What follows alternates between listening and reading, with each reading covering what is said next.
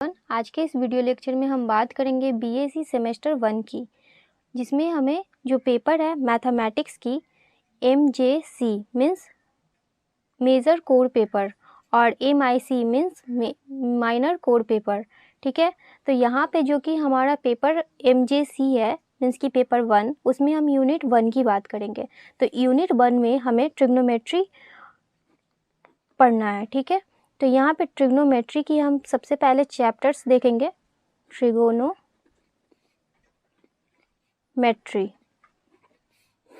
तो ट्रिग्नोमेट्री में हमारा क्या चैप्टर्स है मीन्स कि यूनिट 1 में हमें कौन कौन सा टॉपिक पढ़ना है, और वो सभी टॉपिक्स हमारा ट्रिग्नोमेट्री का टॉपिक्स है। मीन्स कि हम अगर ट्रिग्नोमेट्री के बुक से जो भी हम चैप्टर्स यहाँ पे डिस्कस करेंगे वही हमारा यूनिट 1 में पढ़ना है। तो फर्स्ट हमारा चैप्टर्स नेम है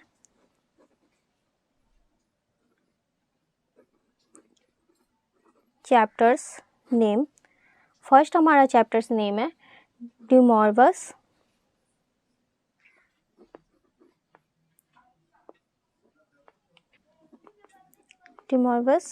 थ्योरम।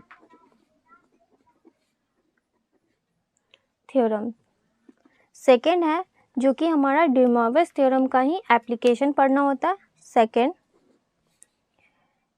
एप्लीकेशन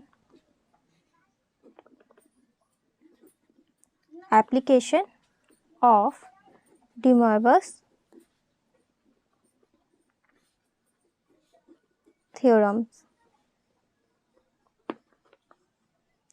थर्ड जो है हमारा chapters trigonometrical and exponential function.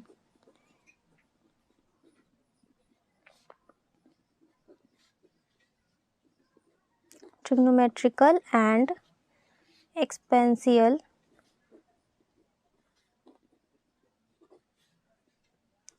Function of complex number.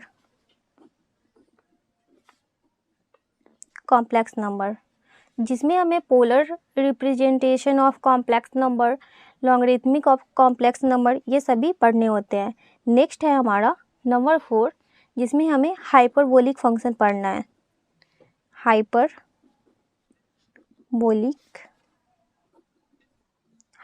Function. Next है हमारा ग्रेगरी सीरीज। नेक्स्ट है इसी तरह से समेशन ऑफ सीरीज, और हमारा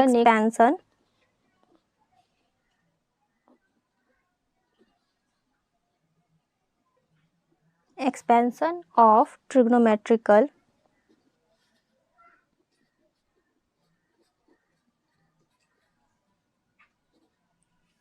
फंक्शंस। इसी में हमारा ये 7 पॉइंट हो गया। इसी में नेक्स्ट है हमारा रिसॉल्यूशन इनटू फैक्टर। नंबर 8 जो हमारा चैप्टर्स है मोस्ट इम्पॉर्टेंट है, और ये आपको रिसॉल्यूशन फैक्टर MJC पेपर में पढ़ना है और MIC पेपर में ये हमें नहीं पढ़ना है। इनटू फैक्टर्स, तो ये चैप्टर्स जो है वो MJC पेपर मीन्स की मेजर कोर पेपर में ये हमें पढ़ना है, और MIC में ये हमें नहीं पढ़ना है। बाकी सब यहाँ पे जो भी हमारा टॉपिक्स है वो दोनों में सिमिलर है। ये 7th हमारा टॉपिक्स है। ठीक है, तो हम यहाँ पे De Moivre's थ्योरम स्टार्ट करने से पहले थोड़ा सा इंट्रो कॉम्प्लेक्स नंबर का लेंगे, जिससे कि De Moivre's थ्योरम आपको समझने में हेल्प करेगी और इसकी न्यूमेरिकल बनाने में भी हेल्प करेगी। तो यहाँ पे हम बात करेंगे कॉम्प्लेक्स नंबर की। What is complex number? तो जैसा कि आप लोग इंटर में भी पढ़ चुके होंगे, अगर मान लेते कि z = x + iota into y means iota into y, ये हमारे पास एक जहाँ पे जो z है वो रिप्रेजेंट कर रहा है कॉम्प्लेक्स नंबर को, तो हम यहाँ पे लिख सकते हैं कॉम्प्लेक्स नंबर। जो कि z को डिनोट कर रहा है, मीन्स कि z equal to x plus i y, ये हमें जनरली रिप्रेजेंट कर रहा है जो कि कॉम्प्लेक्स नंबर है, जहाँ पे जो ये x है वो रिप्रेजेंट कर रहा है रियल पार्ट को, रियल पार्ट, एंड ये जो y है हमारा वो रिप्रेजेंट कर रहा है इमेजिनरी पार्ट को, इमेजिनरी पार्ट, ठीक है। और ये जो आयोटा है इसे हम आयोटा पढ़ते हैं और इसकी जो वैल्यू होती है आयोटा इक्वल टू √(-1). तो ये हमारा कॉम्प्लेक्स नंबर का मीन्स इंट्रो हुआ। अगर हम इसे लैंग्वेज बेसिस लिखना चाहें तो हम यहाँ पे लिख सकते हैं a number of the form x plus iota y, means कि जो भी हमारा कॉम्प्लेक्स नंबर होता है उसमें एक हमारा आयोटा रहता है और एक रियल पार्ट, मीन्स कि x और y वो रिप्रेजेंट कर रहा है रियल नंबर को। तो यहाँ पे हम लिख सकते हैं where x y belongs to real number, जो रियल नंबर में बिलोंग्स कर रहा है, and iota equal to √(-1) is called a complex number, ठीक है।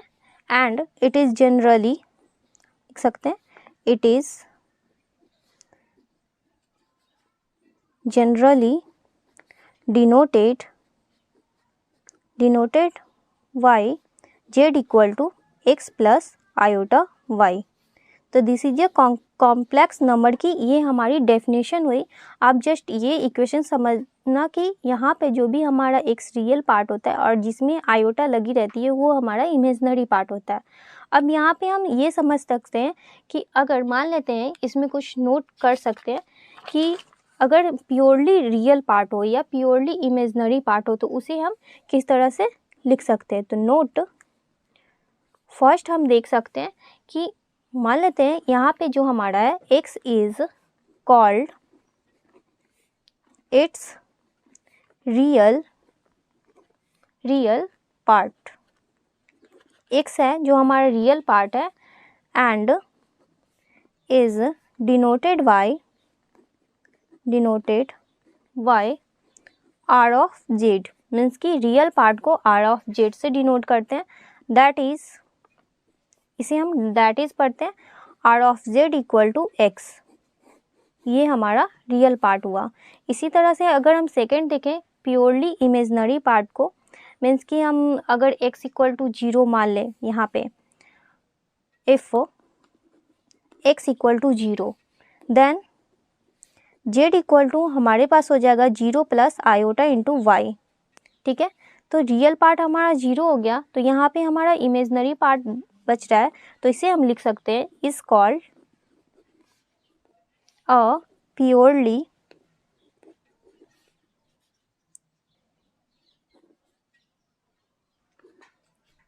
पार्ट्स। इसी तरह से अगर सेकेंड हम देखें y is called its imaginary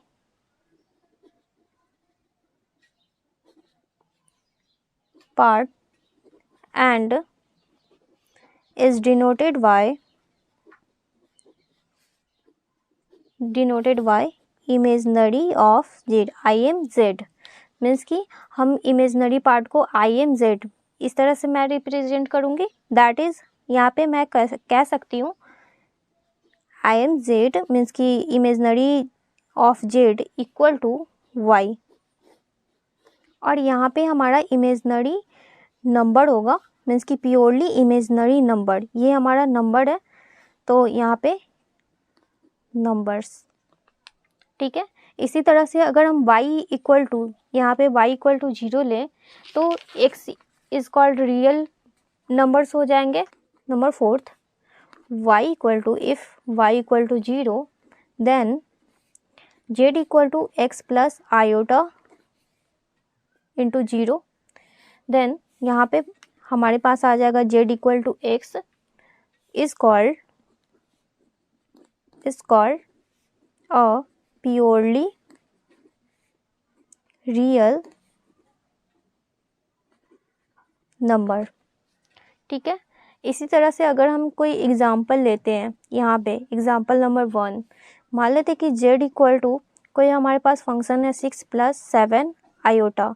तो इसमें हम रिप्रेजेंट क्या करेंगे, अगर रियल पार्ट हम इसमें रियल नंबर निकालें तो R of z equal to क्या हो जाएगा 6, और अगर हम इमेजनरी पार्ट इसमें देखें तो जो हमारा 7 है ये इमेजनरी पार्ट हो जाएगा, जिसे हम रिप्रेजेंट करेंगे I am of Z, means की इमेजनरी को आई एम से, और यहाँ पे 7 ये हो जाएगा इसका आंसर, सिर्फ रियल और इमेजनरी पार्ट।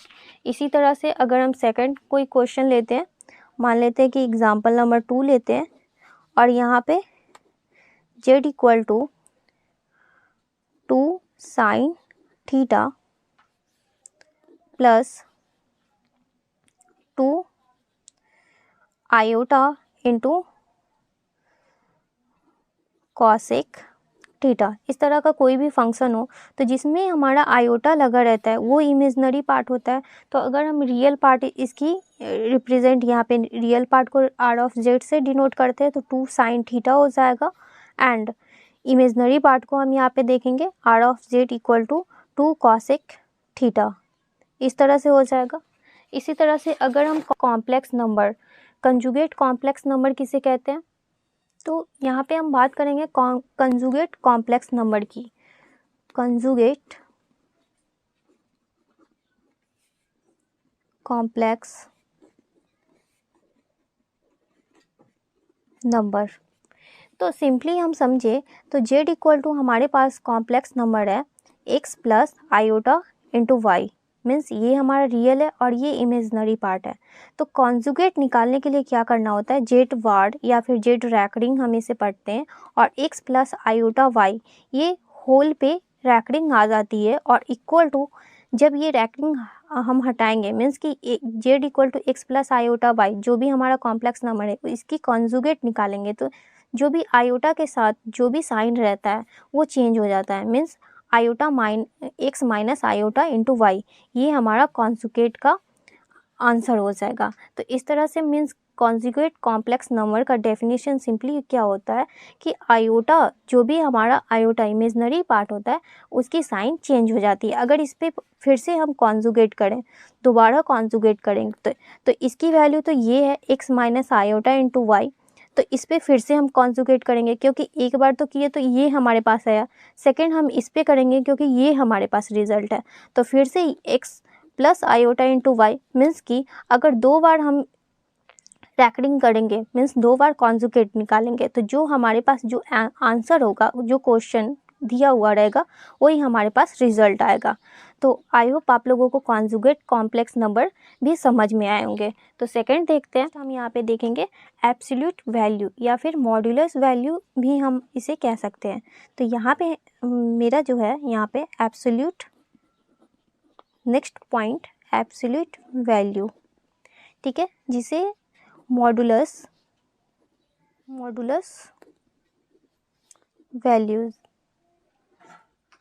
वैल्यू, ठीक है।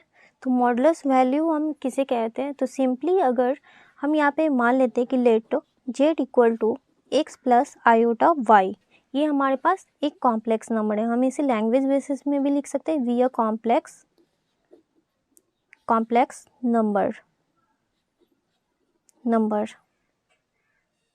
numbers, then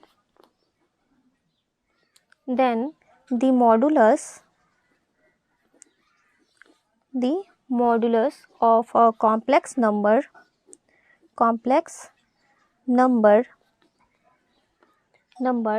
z जो कि हमारा कॉम्प्लेक्स नंबर है is denoted by modulus of z and is defined as modulus of z equal to √x² plus y²। तो ये सभी ऐसे भी हम लोग ये सब भी 12th में भी आप पढ़ चुके होंगे।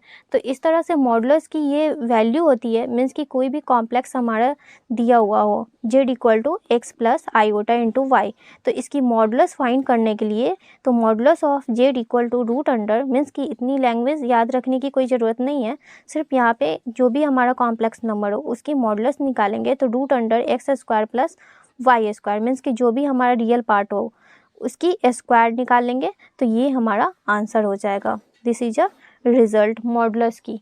फॉर एग्जांपल अगर एक हम एग्जांपल लें तो मॉडुलस ऑफ z = मान लेते हैं कि 8 + 6 आयोटा ये हमारे पास है, मीन्स कॉम्प्लेक्स नंबर ये हमारे पास है।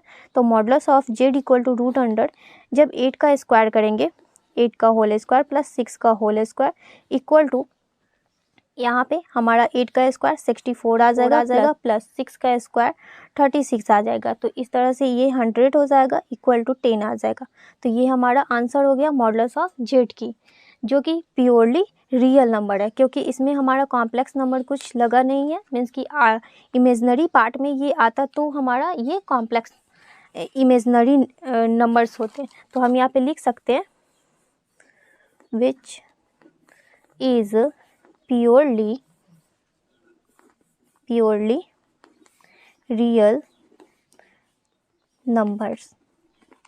ठीक है, इसी तरह से addition of two complex number, दो कॉम्प्लेक्स नंबर का एडिशन हम देखेंगे। तो सेकंड पॉइंट यहाँ पे देख लेते हैं, addition of two complex number. ठीक है, तो मान लेते हैं late z1 = x1 + iota × y1 and z2 = ये हमारा स्टैंडर्ड फॉर्म है, z2 = x2 + iota × y2।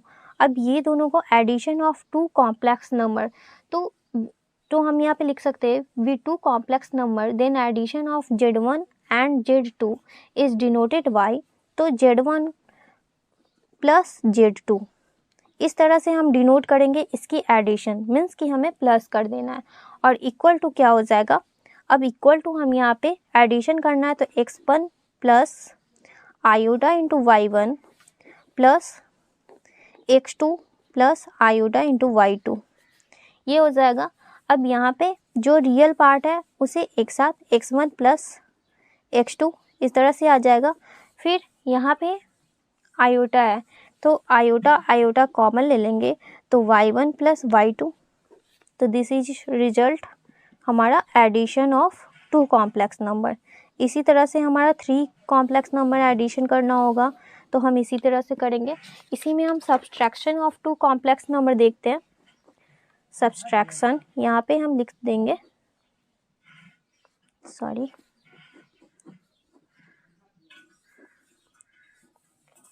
subtraction of two complex number then हम यहाँ पे मान लेंगे late suppose z1 = x1 + iota × y1 and z2 = x2 + iota × y2 we two complex numbers then subtraction of z1 and z2 is denoted by z1 minus z2 and defined as z1 minus z2 equal to x1 + iota × y1 minus x2 + iota × y2 ये term होगा। अब यहाँ पे हम x1 - x2 कर सकते हैं, x1 - x2 इस तरह से। यहाँ पे हमें क्या करना है, आयोटा कॉमन है तो यहाँ पे प्लस रखेंगे और आयोटा y1 - y2। तो ये हमारा z1 - z2 ये जो भी है हमारा कॉम्प्लेक्स नंबर का सिंपली ये बेसिक है जो कि एडिशन और सब्सट्रैक्शन के फॉर्म में है। इसी तरह से हम मल्टीप्लिकेशन में देखेंगे तो यहाँ पे हमारा मल्टीप्लिकेशन क्या हो जाएगा, multiplication of two complex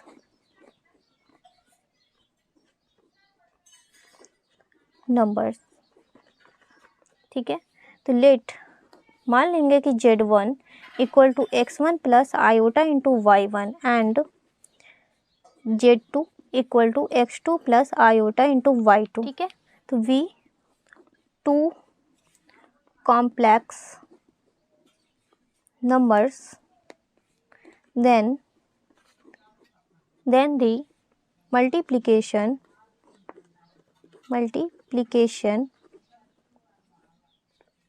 of Z1 and Z2 is denoted by Z1 dot Z2 means कि मल्टीप्लाई का जो भी हमारा है मल्टीप्लिकेशन होगा and defined as Z1 into Z2 equal to x1 plus iota into y1 into x2 plus iota into y2। अब इसकी multiplication हम किस तरह से करेंगे, तो x1 से ये पूरे में मल्टीप्लाई करेंगे तो x2 plus iota into y2 इस तरह से हो जाएगा। और यहाँ पे प्लस का सिंबल है तो यहाँ पे हम प्लस देंगे, फिर आयोटा इंटू y1 और यहाँ पे मेरा हो जाएगा x2 plus iota into y2। ठीक है, अब यहाँ पे जब इससे मल्टीप्लाई करेंगे तो यहाँ पे हो जाएगा x1 इंटू x2 फिर plus iota into x1 into y2, फिर यहाँ पे हो जाएगा plus iota into y1 into x2, फिर यहाँ पे हमारा प्लस आयोटा का square into y1 into y2 इस तरह का टर्म होगा। अभी जो आयोटा का स्क्वायर है तो यहाँ पे -1 मीन्स आयोटा का स्क्वायर इक्वल टू -1, ये -1 की वैल्यू होती है और आयोटा इक्वल टू √1 ये टर्म होता है।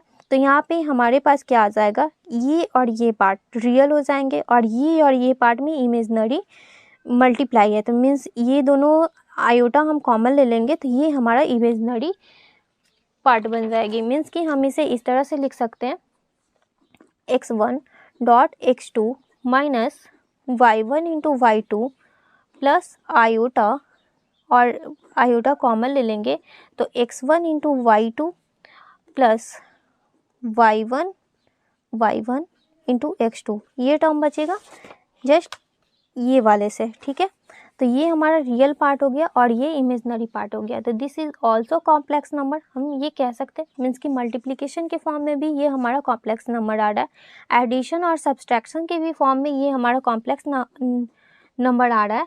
इसी तरह से अगर हम सेकंड पॉइंट देखें, division of two complex number. ठीक है, तो मान लेते हैं कि let suppose Z1 equal to x1 plus iota into y1 and Z2 equal to x2 plus iota into y2।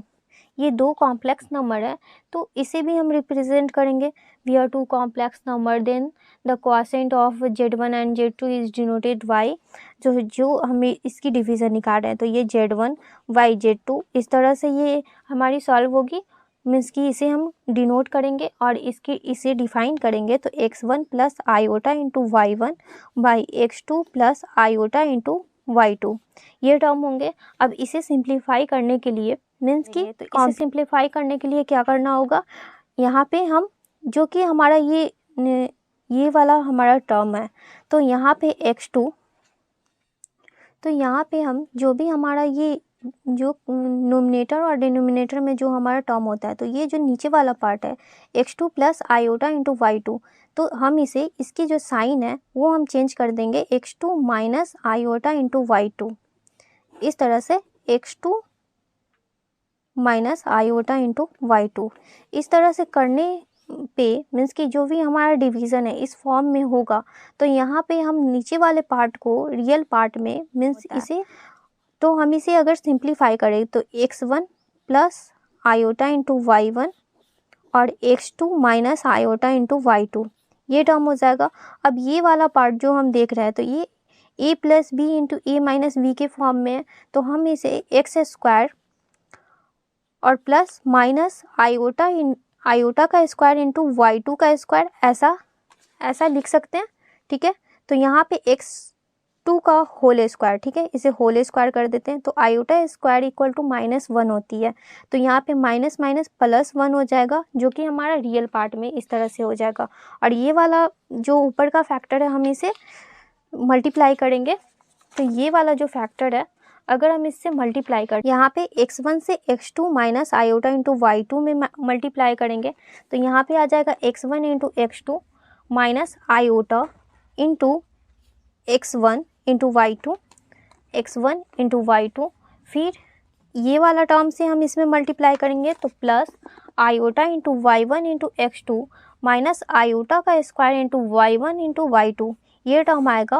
और यहाँ पे हो जाएगा x2 का स्क्वायर प्लस y2 का, यहाँ पे y2 का स्क्वायर।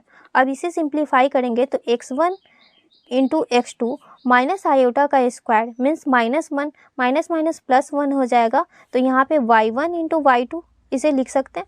अब यहाँ पे आयोटा दोनों में कॉमन है, तो यहाँ पे प्लस आयोटा कॉमन ले लेते हैं और यहाँ पे प्लस ले रहे हैं, तो यहाँ पे हो जाएगा y1 into x2 minus x1 into y2, ये टर्म पहले यहाँ पे लिखे और उसके बाद ये वाला टर्म, तो यहाँ पे हमारे पास ये x2 का स्क्वायर प्लस y2 का स्क्वायर।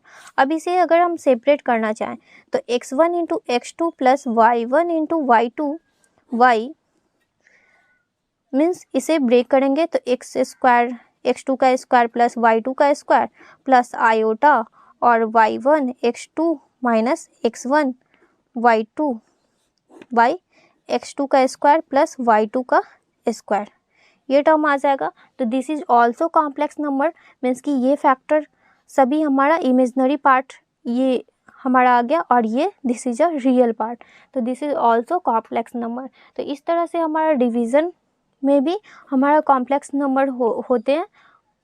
और अगर हम इस पे कोई एग्जांपल देखें, मान लेते कि हमारे पास एक क्वेश्चन है इस तरह से z1 equal to 1 plus iota and z2 equal to 2 plus 3 iota, इस तरह से। तो ये जो टर्म है अगर इसकी डिवीज़न हम निकालेंगे z1 बाई z2, तो ये हो जाएगा 1 plus iota y 2 plus 3 iota, इस तरह से। तो यहाँ पे ये जो फार्मूला है इस फार्मूला पे भी हम पुट कर इजी वे में निकाल सकते हैं, या फिर आप जैसे ये वाला टर्म हम आए हैं यहाँ पे मैं इस तरह से जो टर्म ली हूँ इसी तरह से ये नीचे का कंजुगेट करेंगे, कंजुगेट कर इसे फाइंड करेंगे। तो अगर हम ये वाले टर्म पे पुट करते हैं तो यहाँ पे हम लिख सकते हैं वेयर यहाँ पे x1 जो रिप्रेजेंट कर रहा है 1 को, x2 जो रिप्रेजेंट कर रहा है 2 को, y1 जो रिप्रेजेंट कर रहा है 2 को, y1 जो इमेजनरी पार्ट है तो ये 1 को रिप्रेजेंट कर रहा है, y1 is a 1 and y2 equal to 3। तो यहाँ पे हमारे पास जो टर्म हो जाएगा, मान लेते हैं let's suppose x1 into x2, तो x1 इंटू x2 है तो 1 इंटू 2 तो equal to z1 by z2 equal to आ जाएगा 2, फिर y1 इंटू y2 तो 1 इंटू 3 प्लस 3, फिर x2 का स्क्वायर तो 2 का स्क्वायर, फिर y2 का स्क्वायर प्लस 3 का स्क्वायर। तो अकॉर्डिंग टू फार्मूला इस तरह से हम पुट कर सकते हैं, या फिर आप कंजुगेट कर उस तरह से भी निकाल सकते हैं जिस तरह से ये वाला सॉल्व हुआ है। तो यहाँ पे इमेजनरी पार्ट हम यहाँ पे देखेंगे तो ये हमारा दिया y1 इंटू x2, तो y1 1 है और x2 2 है तो यहाँ पे 2 आ जाएगा, फिर माइनस x1 इंटू y2, तो x1 1 है और y2 3 है तो -3 वाई x2 का स्क्वायर, तो यहाँ पे 2 का स्क्वायर प्लस 3 का स्क्वायर, तो यहाँ पे हो जाएगा 5y, यहाँ पे 4 प्लस 9 प्लस आयोटा, और यहाँ पे -1/4 प्लस 9, तो यहाँ पे फाइनल हमारे पास क्या आ जाएगा 13 प्लस आयोटा -1/13। ठीक है, तो ये इसी तरह से हमारा ये कॉम्प्लेक्स नंबर का कुछ बेसिक हुआ। अब नेक्स्ट लेक्चर में हम देखेंगे, मीन्स कि इसमें एक पॉइंट और बच रहा है, पोलर फॉर्म। तो पोलर फॉर्म हम यहाँ पे नेक्स्ट लेक्चर में देखेंगे, पोलर फॉर्म ऑफ कॉम्प्लेक्स